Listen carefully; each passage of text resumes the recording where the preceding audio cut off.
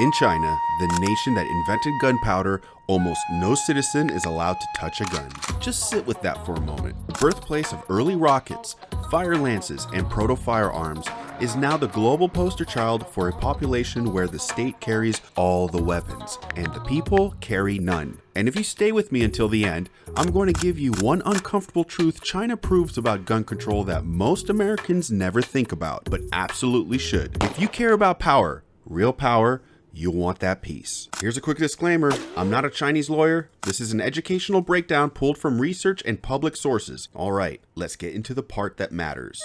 Chapter 1, the birthplace of gunpowder and the death of civilian firearms. China's relationship with guns started 1,000 years before the Second Amendment ever existed. Song Dynasty military manuals described formulas for explosive mixtures, fire lances, and battlefield weapons.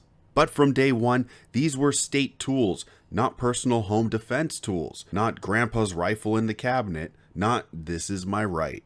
China was built on a very old idea. The emperor rules, the people are ruled, weapons belong upward, not outward. Fast forward to the 1800s and 1900s. Nobles hunted, warlords hoarded weapons, bandits carried guns, soldiers enforced control. But civilians never had a cultural expectation of armed sovereignty. Then the 20th century detonated. Civil war, foreign invasion, warlord chaos, communist revolution. China flooded with weapons, and the Communist Party's first priority in 1949, reclaim them, centralize them, lock down the power. And then 1996 arrives. After a mass shooting that killed over 30 people, China passes the modern firearm control law. The system was now complete. Chapter 2, who gets a gun in China? Well, the short answer is not you. Under Chinese law, guns are authorized for military, paramilitary, police, state security, some licensed security units. For civilians,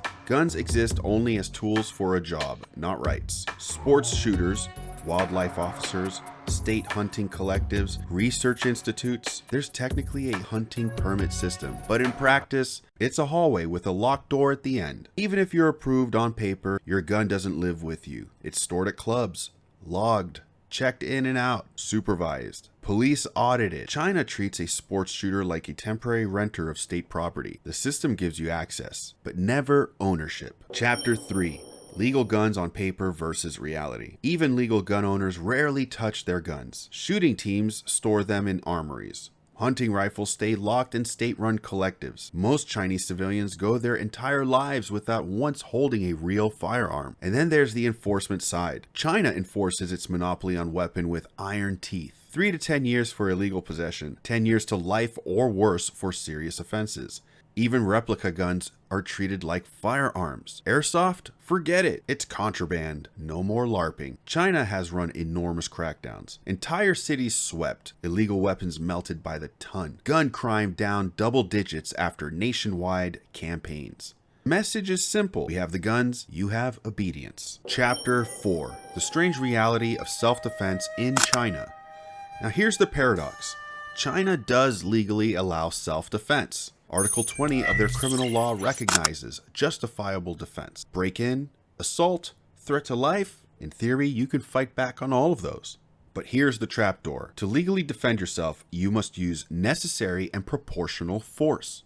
But what force can you legally carry? Not pepper spray, not tasers, not batons, and certainly not a handgun. Chinese civilians are trapped in a legal paradox. You may defend yourself, but you may not equip yourself. It's self-defense theater. Chapter 5. What China proves about gun control. And here's the unfortunate truth you came for. Now write this down. Burn it in your mind. China proves that the strictest form of gun control has nothing to do with safety and everything to do with securing a monopoly on violence and control. It proves that when a state removes weapons from the population, it doesn't become safer, it becomes unchallenged. The government says guns are dangerous. Guns are bad, while holding all the guns. And here's the twist.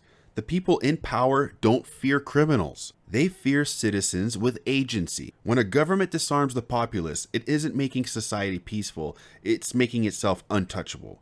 That's the real lesson China hands to the world. And it's the one many Americans avoid because it forces you to think about what freedom really depends on. If you're someone who carries every day, you already understand the weight of responsibility. You understand that preparedness isn't paranoia, it's adulthood. And if you carry, you need gear that respects that responsibility. That's why we built Relaxed Fit Tactical, concealed carry athletic shorts, CCW sweatpants, everyday gear designed for people who actually live this lifestyle, not cosplay it. We build comfort for people who carry confidence. So if you want to check out the lineup, hit the link below or go to relaxedfittactical.com. And whether you buy or not, hit the like, hit the bell, and don't be lame, subscribe.